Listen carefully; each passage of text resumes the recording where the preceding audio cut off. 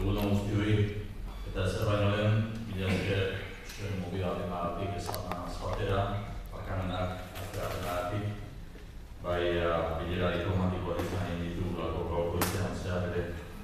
Duela hilabete Eusko Jaurlaritzak Euskadi 2020 zientzia, teknologia eta berrikuntza plana onartu egin zuen. Hau oso mugarri berezia da, giza garapenerako eta hazkunde iraunkorrerako estrategia bultzatzen duelako. Eluiak, zientzia, teknologia eta berrikuntza sareko partaide garrantzitsua eta aktiboa da. Gaur, 3 helbururekin etorri gara bisita honetara. Aurrenekoa, Eluiaren 40 urteko ibilbidean egindako lana eskertu eta egitu zuen berrantolaketa bertatik bertara ezagutu.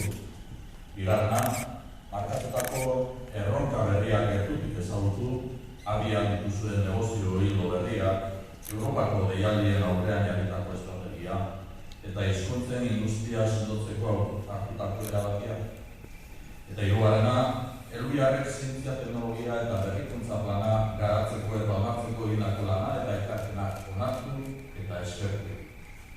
Plana denon artean onartu dugu, baina jakitu naiz, plana batera besterik ez dela denon artean ez badugu gauzatzen eta garatzen. Eluiar fundazioaren ikuspegia ezagutu nahi izan dugu. Bat gatoz, berrikuntza ezinbesteko inbertsioa dela gure herriaren garapena ziurtatzeko. Zientzia, teknologia eta berrikuntzan, 11.100 milioi euroko inbertsioaren apustua edo inbertsioarekin apustu handia egin dugu. Hori ondo kudeatu behar dugu orain. Bide lagunak behar ditugu eta argi dugu adituek eta profesionalek markatutako bideari ekin egin behar diogula.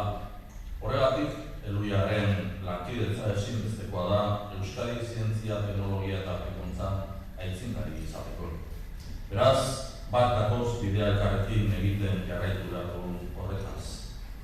Esta visita supone un reconocimiento a la berrikuntza benetan aldaketarako eta garapenerako motore eraginkorra bihur dadin. Hori da partekatzen dugun norabidea eta helburua. Zorionak, beraz, 4 hamarkada hauetan egindako lanagatik, guztioi, zientzia eta euskera uztartzeko asmoz jaio zineten eta zuen ibilbidea oparra eta aberasgarria izan da gure herriaren garapenak. Eta zorionak emanaz batera eskerrik asko, ere guztioi.